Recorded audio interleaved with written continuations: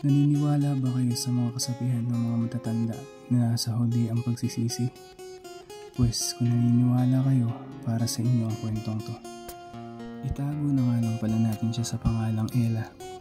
Siya yung taong kasangga ko sa lahat ng bagay, maging sa kalokohan. High school student lang kami nun na walang ibang inisip kundi mag-cutting classes at manood ng lumulubog na araw.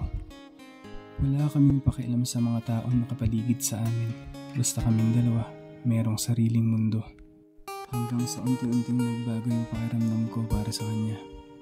Sino ba naman ang hindi mai-inlove sa taong mas mayabang at siga pa sa'yo?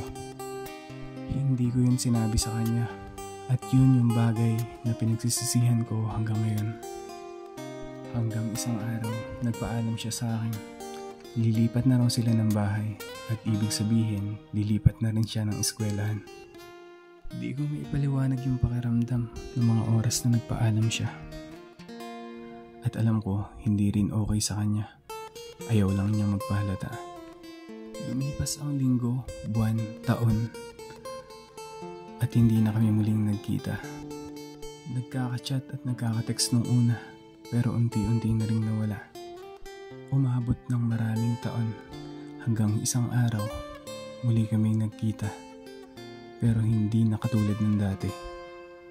Dahil umuwi lang pala siya para magpakasal. At yun yung araw na pinagsisisihan ko na hindi ako umamin nung una pa lang.